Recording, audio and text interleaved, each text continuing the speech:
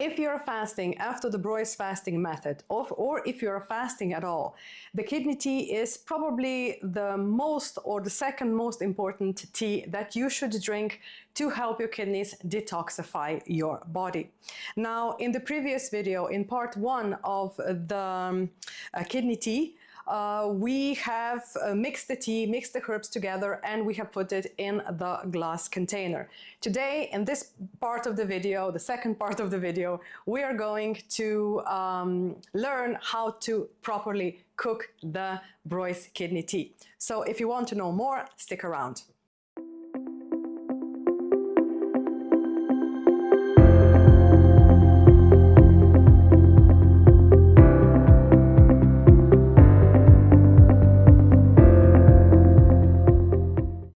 So if you have been watching my channel for some time, you know that I like to fast for quite a long period of time every year. So that is anywhere from 3 to 6 weeks. And I am fasting after the Breuss fasting method. And in case I forgot to introduce myself in part 1, hi, I am Basswood, and on this channel I talk about prolonged fasting, specifically after the Breuss fasting method. And this channel is dedicated to you if you're a beginner, to prepare you to successfully prepare for, begin, endure, and finish your own 3-week fast. But since this video is going to be about the Breuss fasting method and the kidney tea, let's go right to it. Now, in the first part, if you have not watched it, please watch it first, because it is going to be important to see how we mix the herbs. And one also important detail that we must tell you, that I must tell you, is that if you haven't watched it and if you haven't printed out the PDF, there is a PDF link in the description. It's completely free. Just print it out and find yourself an airtight glass container and put your labels on your airtight glass container. Now, the first part of the label we were going through in the first part of the video, which is the ingredients, what herbs we needed for the kidney tea.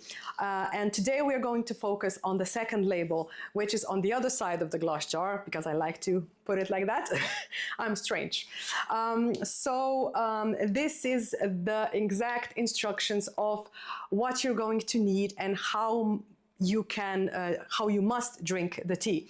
So if you read through the labels, or if you watch the first video, then you will know that we put it in the glass jar. However, I do have some other information that I need to share with you, because I didn't in the first part. Some of you have been asking about the rest of the herbs that I have put aside that didn't go into this tea. Now, because the measurements are quite exact and the herbs are a little more in quantity that I buy them, I usually put it in different glass containers and store it in a dark cupboard, because I don't like the plastic bag that the herbs come in. And I save this herbs till the next time that I'm going to fast. And since I fast only once per year, because the fasting period is so long, so 3 to 6 weeks, I usually save the herbs until the next fasting period. And that is why, because I don't know if I'm going to get the fresh herbs when I'm going to need them. So I save the old herbs from the previous year until I get the fresh ones. And when I get the fresh ones, I discard or put it in the compost bin the herbs from last year. So this is what I have done also with the herbs that we prepared the tea for in the first part of this kidney tea after the Breuss fasting method. So this is the answer to the question that you have been wondering about. Now to go to the essentials that you're going to need when we are going to cook the tea. First of all, you're going to need a pot where you will be brewing and soaking the tea in. Then you will need a compost bin where you will discard the soaked herbs. You will also need the measuring cup because it is quite particular how much water we need for each part of the preparation of the tea. You will need a sieve. You will need some container that you will put the tea in. Now I have this glass jar because the tea is cooked in 2 different stages, and you will also need your tea mixture. And also I have just boiled I think that it's 700 or 800 milliliters of water, so we can be a little more quick with the preparing of our tea. So the preparation is essential. And now if you will look at the label, you will need 600 milliliters of boiling water, which my kettle has already boiled. And then you will need 1 tablespoon of kidney tea. Or if you do not have a tablespoon, I know that everybody has a tablespoon, but I usually don't use it because I take a pinch of the herbs between 3 fingers, and that is usually the same amount as 1 tablespoon of the herbs. So let's go to the stove and let's see how the tea is prepared. First of all, I would just like to tell you this.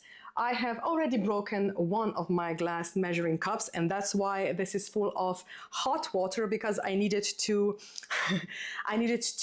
heat it up a little bit before I pour my boiling water into it. The first one was cold, so yeah, it cracked alongside and I had a mess all over the counter. But never mind that. Please, before you take your measuring cup, if it is glass, and before you put your boiling water into it, you will need first of all 200 milliliters of boiling water. Heat up the glass before you do it. So mine is heated up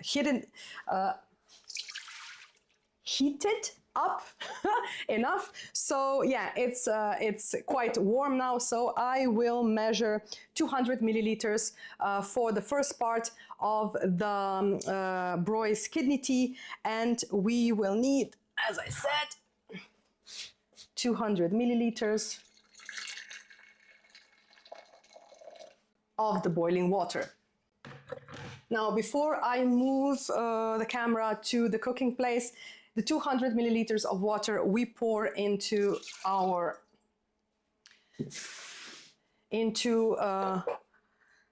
pot, and we can just heat it up, and we take a pinch between 3 fingers of the herbal mixture. It is something like this. This is the amount of herbs that you will need for 1 person for 1 day for the Breuss kidney tea. All right, as you can see, the water is boiling. I turn off the stove and I put 10 minutes on the clock, and then I put the herbs inside of the boiling water, and that's it. The first part of the Breuss kidney tea, of cooking the Breuss kidney tea, you take 200 milliliters of water, you boil it, then you take it off the heat, and you only soak the herbs for 10 minutes. Now, after the 10 minutes are up, I'm going to show you what you do next. All right, so here is the first part of the kidney tea cooking process. Now, this tea has been soaking for 10 minutes. Now, when the timer is up, you need to prepare your glass jar. See, the time is up, and put a sieve through it. Then we are going to pour this tea into the glass container. Now, the most important thing is that we put the same herbs that we have now been soaking for 10 minutes inside of the pot again, because now we are going to boil the same herbs for additional 10 minutes. Now, we have already measured 200 milliliters of the water when we have been soaking the tea. Now we need 400 milliliters of water when we will be boiling the tea. So we have 400 milliliters of water. We put it inside, turn on the stove, and we set the timer for additional 10 minutes. Just make sure that this time the herbs are boiling. So since the water was boiling already, it won't take long for us to boil the herbs again, and then just adjust the temperature so it's not going to get out of the pot. So 10, 11 is going to be quite enough for me. Now we just have to wait for additional 10 minutes and the tea will be prepared. All right, the time is almost up. We have been boiling this kidney tea, the second part of the kidney tea, for, let's say, it's going to end, for 10 minutes. And now the most important thing that you must not get wrong is we already have this first tea that we have been only soaking for 10 minutes. We need to put this tea that has been the same herbs that have been now cooking for 10 minutes. We have to combine it with the tea that we already soaked. So, okay, the timer is off, and this is now the procedure. So we pour the same tea alongside with the tea that has been soaking. So this is now the tea, the kidney tea that we need to drink. We can discard the herbs into our compost bin. All right, so this is the final product of the Breuss kidney tea. We have soaked first part, or we have soaked the herbs in 200 milliliters of water for 10 minutes. Then we put the same herbs into 400 milliliters of boiling water, and then we have boiled them for another 10 minutes. And that is the procedure. So first of all, we soak the herbs and then we boil the same herbs.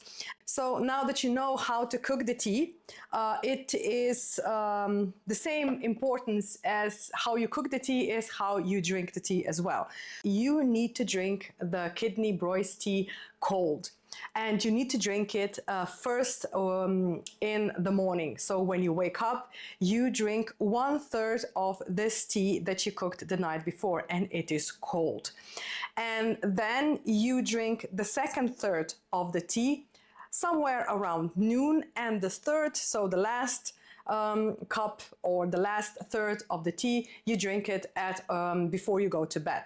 So this is the important thing. And also one more important thing that you need to remember is that you can drink the Breuss kidney tea only for 3 weeks. So if you will be fasting for longer, you drink it only for the first 3 weeks. When the 3 weeks are up, you stop drinking the tea. And if you want to drink it again, it needs to be at least 2 weeks between the teas that you have been drinking. Otherwise, the kidneys get too hyped up, let's say.